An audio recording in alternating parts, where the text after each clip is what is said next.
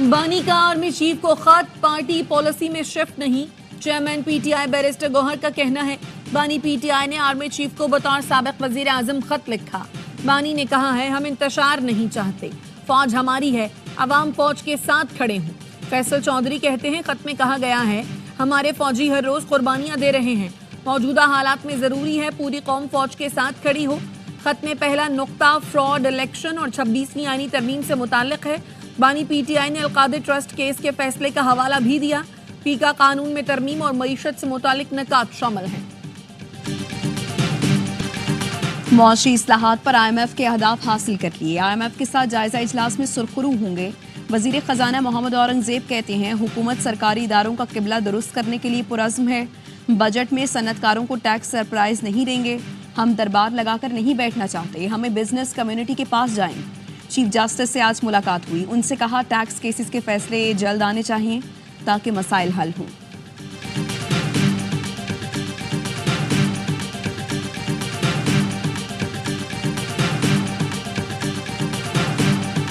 Customs face لیس نظام کا تنازع، ملک بھر میں امپورٹ اور ایکسپورٹ کا کام بند ہونے کا خدشہ۔ پاکستان کسٹمز ایجنٹس ایسوسی ایشن نے مذاکرات کی ناکامی کی صورت میں کام بند کرنے کی دھمکی دے دی۔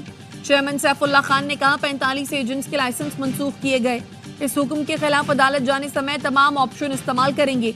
ہمارے ایجنٹس کو اپریزر نے بلیک میل کیا، اس فیصلے کے خلاف ملک بھر میں امپورٹ ایکسپورٹ کے تمام کام بند کر دیں گے۔ سندھ اسمبلی نے زرعی انکم ٹیکس بل کی منظوری دے دی، ایم کیو ایم نے بل کی حمایت کی۔ 15 کروڑ کی زرعی آمدنی پر ٹیکس نہیں دینا ہوگا، 15 کروڑ سے 20 کروڑ کی زرعی آمدنی پر صرف 1% ٹیکس دینا ہوگا۔ وزیر اعلیٰ سندھ مراد علی شاہ نے کہا ہمیں صاف کہا گیا بل پاس نہ کیا تو آئی ایم ایف ٹیم نہیں آئے گی، ہم ڈیفالٹ میں چلے جائیں گے۔ زرعی ٹیکس بل میں کوئی ترمیم کی گنجائش ہے تو مشاورت کر لیتے ہیں، آئی ایم ایف کو غلط راستے دکھائیں گے تو اسی جگہ پر اٹک جائیں گے۔ آئی ایم ایف کو کیا پتا کہ ہاری اور زمیندار میں کیا فرق ہے۔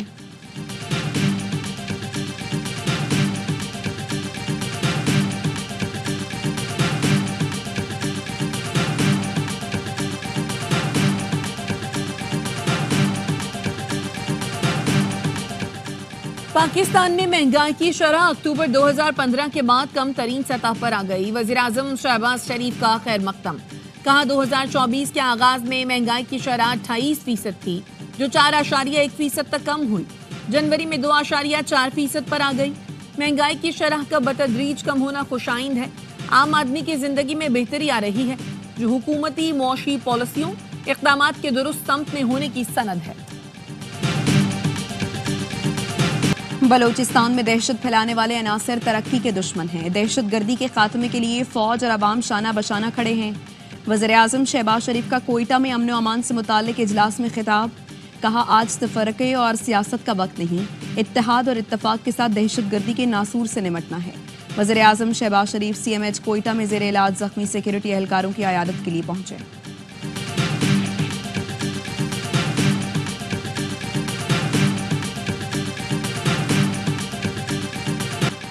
کے پی اور بلوچستان میں حکومت کی رٹ ختم ہو چکی ہے، امن و امان کی صورتحال خراب ہے، کوئی محفوظ نہیں۔ مولانا فضل الرحمان کا کہنا ہے سیاست دانوں کے ساتھ بیٹھیں اور بات کریں، اس حد تک نہ جائیں کہ تمام راستے ہی بند ہو جائیں۔ 2-4 لوگ معاملات طے کرتے رہیں گے تو چیزیں نہیں چل سکتی۔ آپ کہتے ہیں ملک معاشی طور پر ٹھیک ہو رہا ہے، آنے والے دنوں میں جی ڈی پی کم ہوگا، آئندہ سال روپے کی قدر بھی کم ہوگی۔ عام آدمی کا تعلق تو روزگار اور مہنگائی سے ہے۔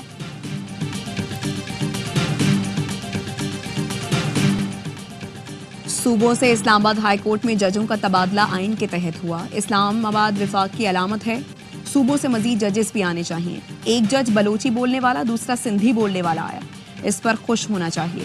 چیف جسٹس پاکستان یاہیا آفریدی نے ججوں کے تبادلے کو خوش آئند قرار دے دیا، کہا ججز کی تعیناتی اور ٹرانسفر الگ معاملے ہیں، اسلام آباد ہائی کورٹ کے ججز کے ٹرانسفر کے معاملے کو مکس نہ کیا جائے، جہاں ذرا سا بھی لگے کہ میرا کوئی مفاد ہے تو اس معاملے سے فوری الگ ہو جاتا ہوں۔ Chief justice Yahya Afridi press ایسوسی ایشن کی حلف برداری کی تقریب میں شریک تھے۔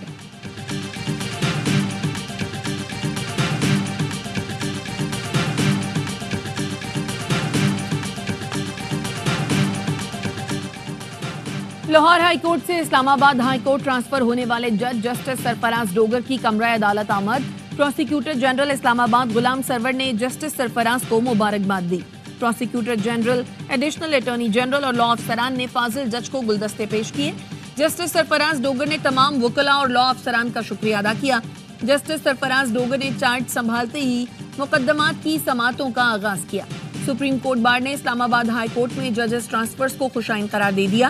اسلام آباد ہائی کورٹ کی انتظامی کمیٹی تبدیل، چیف جسٹس عامر فاروق چیئرمین مقرر، پیونی جج جسٹس سرفراز ڈوگر اور جسٹس خادم حسین سومرو انتظامی کمیٹی کے رکن مقرر۔ دوسرے صوبوں سے آنے والے 3 ججوں کے بعد سینیورٹی لسٹ تبدیل، جسٹس سرفراز ڈوگر کے پیونی جج بننے کے بعد جسٹس محسن سینیورٹی لسٹ میں دوسرے نمبر پر چلے گئے۔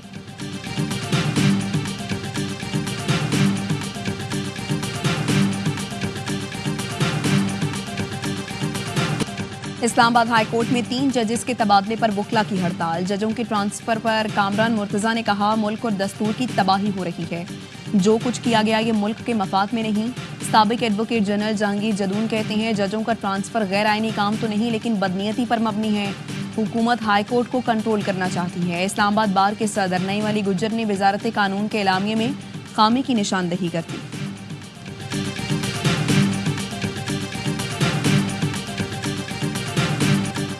ایک جیسی ایف آئی آر میں کچھ لوگوں کی کسٹڈی فوج کو دے دی گئی۔ 103 افراد کو ملٹری ٹرائل کے لیے کیسے لے جایا گیا وجوہات سامنے نہیں آئیں۔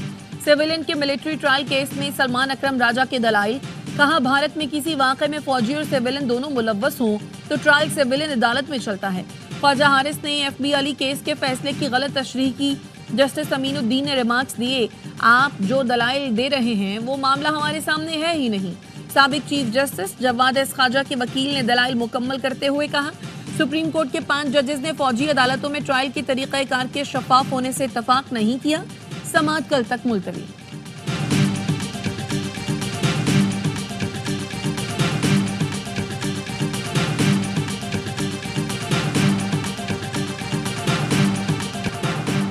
اڈیالہ جیل میں توشہ خانہ کیس 2 کی سماعت۔ بانی پی ٹی آئی اور بشرا بی بی کو کمرہ عدالت میں پیش کیا گیا۔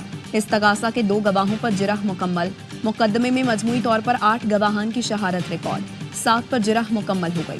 آئندہ سماعت پر بانی پی ٹی آئی کے وکیل 8ویں گواہ پر جرح کریں گے۔ سماعت 10 فروری تک ملتوی۔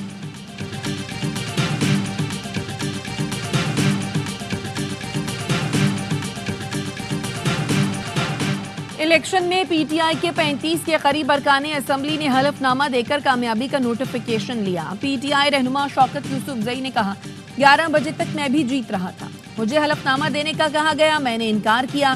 میں نے کہا ایسے کاغذ کو نہیں مانتا، ووٹ پی ٹی آئی کا ہو اور بات کسی اور کی مانوں، تحقیقات کی جائیں۔ 26 نومبر کو سنجانی جانے یا نہ جانے کی بات کیسے اور کیوں ہوئی؟ لیبیا کشتی حادثے میں رقوم کی غیر قانونی ترسیل کا مرکزی ملزم لاہور ایئرپورٹ سے گرفتار۔ ترجمان ایف آئی اے کا کہنا ہے ملزم محمد اقبال 2013 سے لیبیا میں مقیم تھا۔ بینک اکاؤنٹ سے 8 کروڑ روپے کی غیر قانونی ٹرانزیکشنز پکڑی گئیں۔ ملزم کے خلاف ایف آئی اے انسداد منی لانڈرنگ سرکل میں ایف آئی آر درج تھی۔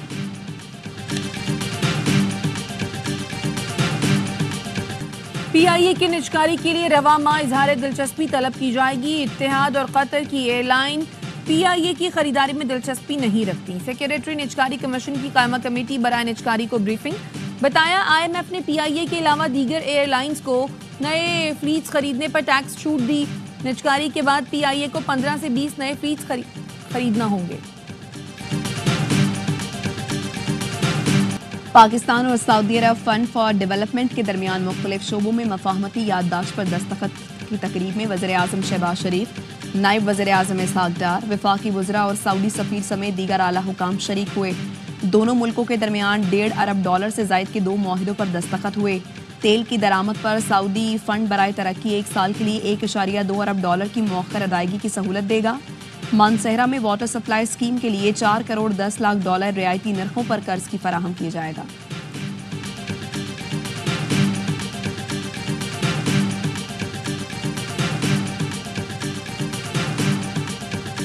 چیمپئنز ٹرافی میں پاک بھارت مقابلہ ٹکٹس کی آن لائن فروخت شروع۔ ونڈو اوپن ہوتے ہی فزیکل ٹکٹس خریدنے والوں کی بھی قطاریں لگ گئیں۔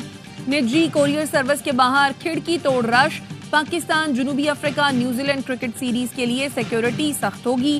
وفاقی حکومت نے لاہور میں پاک فوج اور رینجرز تعینات کرنے کا فیصلہ کر لیا۔ وفاقی حکومت آرٹیکل 245 کے تحت لاہور میں پاک فوج اور رینجرز تعینات کرے گی۔ وزیر داخلہ اور نارکوٹکس کنٹرول محسن نقوی کی زیر صدارت اجلاس، منشیات کی خرید و فروخت روکنے کے لیے اہم فیصلے کیے گئے۔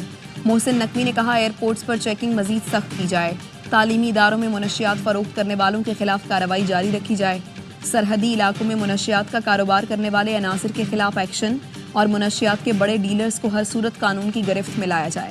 محدود وسائل کے باوجود ANF کی کارکردگی لائق ستائش ہے۔ کراچی پولیس کے اسپیشلائز یونٹ نے ڈیجیٹل کرنسی ڈکیتی کے مرکزی ملزم علی رضا کو گرفتار کر لیا۔ پولیس کے مطابق ارسلان کو 25 دسمبر کو منگو پیر سے اغوا کیا گیا۔ اغوا میں ملوث عناصر نے 9.5 کروڑ روپے کی ڈیجیٹل کرنسی لوٹی۔ مغوی کے اکاؤنٹ سے $3,40,000 منتقل کیے گئے تھے۔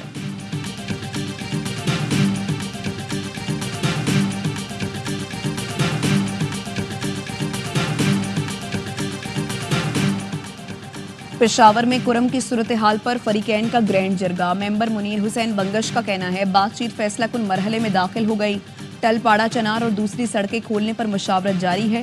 جرگے میں بھاری ہتھیار جمع کرانے اور ضلع بھر میں بنکرز کی مسماری پر گفتگو۔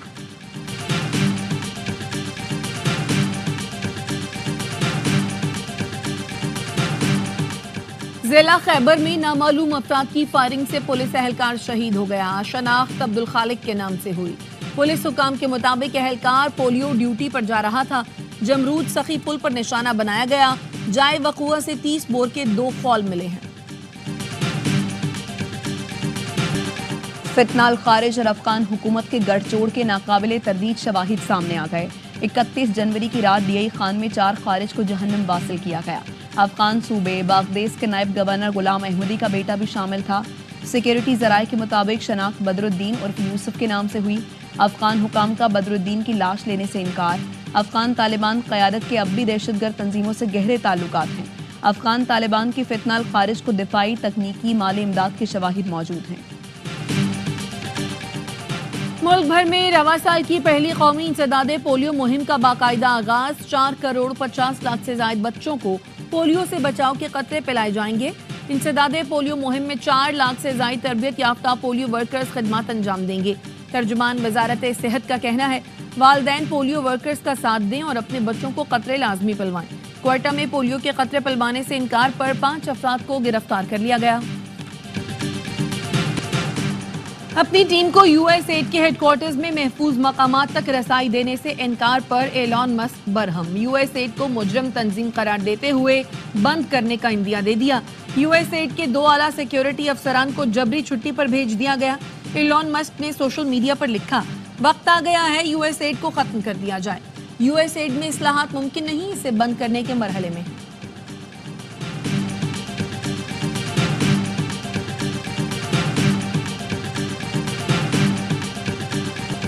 ٹیرف میں اضافے سے کچھ تکلیف ہوگی لیکن نتائج شاندار ہوں گے۔ یہ امریکہ کا سنہری دور ہوگا، امریکہ کو پھر سے عظیم بنائیں گے۔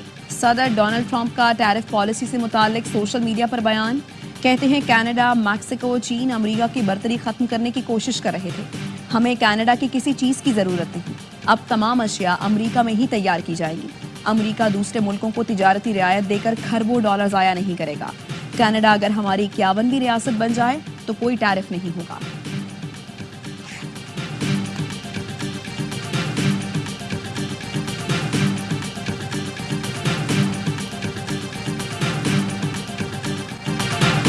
اسرائیل کے دورے کے امکان کو مسترد نہیں کیا جا سکتا۔ یہ اس پر منحصر ہے کہ مستقبل میں حالات کیا رخ اختیار کرتے ہیں۔ قطری وزیر اعظم کا اسرائیلی چینل کو انٹرویو، حماس اور اسرائیل کے درمیان جنگ بندی مذاکرات کو انتہائی مشکل قرار دیا۔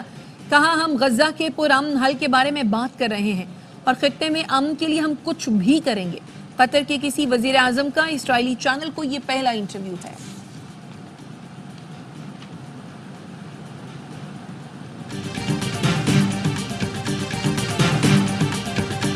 اسرائیلی وزیر اعظم نیتن یاہو امریکہ روانہ ہو گئے۔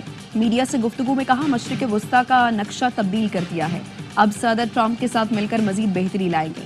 حماس کا وفد آج ماسکو میں روسی وفد سے ملاقات کرے گا۔ गुज़श्ता रोज़ सिहोनी फौज के हमले में जनीन की मुतअद्दिद इमारतें मलबे का ढेर बन गईं। 6 फ़लस्तीनी शहीद हुए। मगरबी किनारे के जुनूबी इलाके अरूब में भी सिहोनी फौज ने 27 साल के मोहम्मद अमजद हदूश को शहीद कर दिया। गजा जंगबंदी माहिदे की भी खिलाफ वर्जी। वस्ती गजा में गाड़ी पर फ़ज़ाई हमले में 4 फ़लस्तीनी ज़ख्मी। फ़लस्तीनी अथॉरिटी के सरबराह महमूद अब्बास का सलामती काउंसिल का हंगामी इजलास बुलाने का मुतालबा।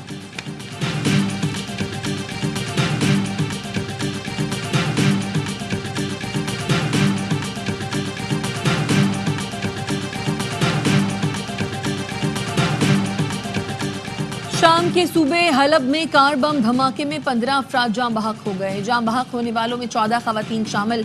तमाम अफराद मजदूर थे। 15 खवातीन जख्मी भी हुई।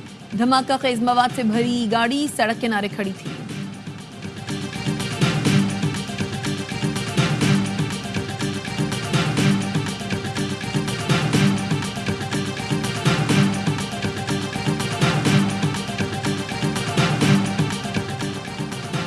चाहते हैं मशरिक़ वुस्ता अमन का गहवारा बने, तमाम अरब ममालिक तरक्की और खुशहाली की राह पर गामज़न हों। सऊदी वलीअहद शहजादा मोहम्मद बिन सलमान की शाम के अबूरी सदर अहमद अल-शारिस से मुलाकात में गुफ्तगू। शहजादा मोहम्मद बिन सलमान ने अहमद अल-शारिस के सऊदी अरब पहुंचने पर पुरतपाक इस्तकबाल किया। शाम पर आयद पाबंदियों के खात्मे के हवाले से भी तबादला ख्याल हुआ। सऊदी वलीअहद ने कहा, शामी अवाम हमारे भाई हैं, हर मुमकिन मदद करेंगे। साबिक वज़ीर-ए-आज़म बेनज़ीर भुट्टो और सदर आसिफ अली ज़रदारी की साहबजादी आसिफा भुट्टो आज 32वीं सालगिरह मना रही हैं। बड़ी बहन बख्तावर भुट्टो की जानिब से दिलचस्प अंदाज में मुबारकबाद। लिखा, हमें आपकी तमाम कामयाबियों पर बेहद फ़ख्र है। मेरे 3 बच्चों की सबसे प्यारी आंटी होने पर भी हमें फ़ख्र है।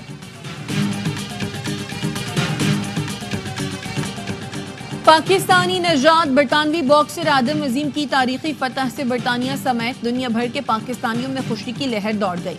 फतह के बाद ARY न्यूज़ से खुसूसी गुफ्तगू में आदम अजीम का कहना था, गुज़श्ता रोज़ की फतह के पीछे सख्त मेहनत और वालदैन की दुआएं थी।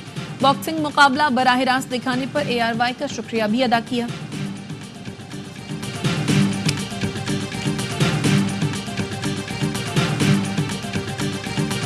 और अदाकारा कुबरा खान और अदाकार गौहर रशीद की शादी की तकरीबात का आगाज।